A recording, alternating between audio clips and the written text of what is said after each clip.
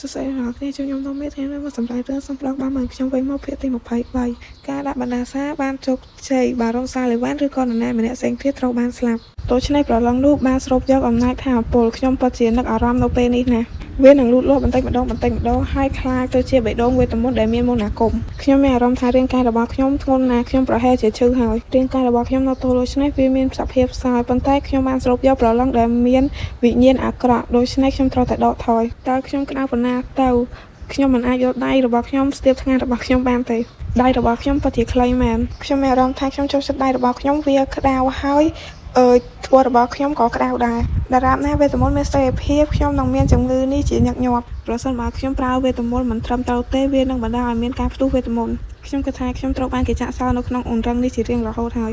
ទោះយ៉ាងណាក៏ដោយនេះគឺជាពេលព្រឹកខ្ញុំត្រូវតែត្រឡប់ទៅបន្ទប់របស់ខ្ញុំវិញបេរ៉ានឹងមិនមកមើលខ្ញុំទេខ្ញុំបានរំពឹងបន្តិចដែរព្រោះវាបានជួយសន្សំសំចៃខ្ញុំរំពឹងអីទៅវាមិនបានផ្លាស់ប្ដូរការពិតដែលខ្ញុំត្រូវតែរៀនរស់នៅម្នាក់ឯងទេនាងក៏រួចនឹងក៏សម្របខ្លួនចោលដើម្បីរៀបចំខ្លួនទៅបន្ទប់វិញវាមានកម្រាលព្រំនៅក្នុងបន្ទប់ដូច្នេះវាមិនឈឺទេខ្ញុំសង្ឃឹមថាពួកគេនឹងដាក់វានៅក្នុងបន្ទប់របស់ខ្ញុំដែរពេលនោះមានសម្លេងមួយបានហៅសេរីណារស់ឲ្យកៃសានសួរថាតើអ្នកបានចោះវាដោយខ្លួនឯងមែនទេ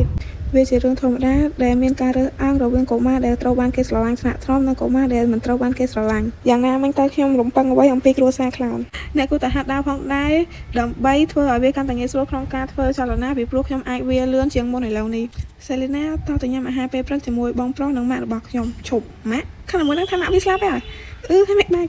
បន្ទាប់ពីសេលីណាឬកៃសាបបទៅញ៉ាំអាហារពេលព្រឹកនាងធ្វើមុខដូចចង់ស៊ីសាច់គេចឹងរួចថាខ្ញុំស្អប់ខ្ញុំមិនចូលចិត្តវាទេ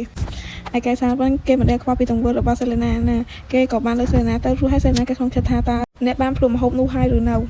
មុនពេលអ្វីៗកាន់តែអាក្រក់ទៅខ្ញុំត្រូវតែហាត់សមដើម្បីអាចនិយាយបានថាខ្ញុំមិនចូលចិត្តទៅបន្ទប់នេះទេហើយនាងក៏ចាប់ផ្ដើមបញ្ចេញសម្លេងដើម្បីនិយាយប៉ុន្តែនាងក៏ក្នុងចិត្តថាហេតុអ្វីបានជាអក្សរទាំងនេះពិបាកបញ្ចេញសម្លេងម្ល៉េះខ្ញុំពិបាកដកដង្ហើមដោយសារការនិយាយច្រើនពេកវ៉ាវមេឃនៅថ្ងៃនេះស្ថានភាពរបស់ខ្ញុំនៅថ្ងៃនេះដូចមិនល្អទេភ្នែករបស់ខ្ញុំចាប់ផ្ដើមព្រិលទៅហើយអ្នកណាគេនោះមានអ្វីម្យ៉ាងពណ៌ខ្មៅកំពុងតែដើរមកហើយវាធំតើវាធំជាងភ្នំទៀតមែនទេឆារុនក៏បានដើរមកឈប់ពីមុខរបស់សេរីណារួចហើយសេរីណាបានគិតថាវ៉ាវវាពិតជាធំជាងភ្នំមែនប៉ុន្តែហេតុអ្វីបានជាភ្នំនេះមិនមានសំណាងសោះអញ្ចឹងនិយាយរួចនាងក៏បានចាប់ទាញសររបស់ឆារុនធ្វើឲ្យគ្រប់គ្នាខាំងជាខ្លាំងសេរីណាបន្ទាប់ពីបោយសក់របស់ឆារុនហើយនាងក៏បានគិតថាហេខ្ញុំបានដកស្មៅប៉ុន្តែហេតុអ្វីបានជាខ្ញុំមើលទៅចម្លែកម្ល៉េះមានភ្នំពីរខ្ញុំហាក់ដូចជាមិនបានជោគជ័យអីណាស់ទេប៉ុន្តែហេតុអ្វីបានជាខ្ញុំមើលទៅដូចជាខ្ញុំជាមនុស្សល្ងងវ៉ាវវាត្រជាក់ណាស់តើនេះជាតកកមែនទេឯងឈឺសម្លេងនេះអ្នកគឺជាមនុស្សដែលគ្មានសំណាងឆារុនបន្ទាប់មកឆារុនក៏បានលើកដៃចេញពីថ្ងាសរបស់សេលីណារួចនាងគិតថាអូកញ្ចប់តកករបស់ខ្ញុំ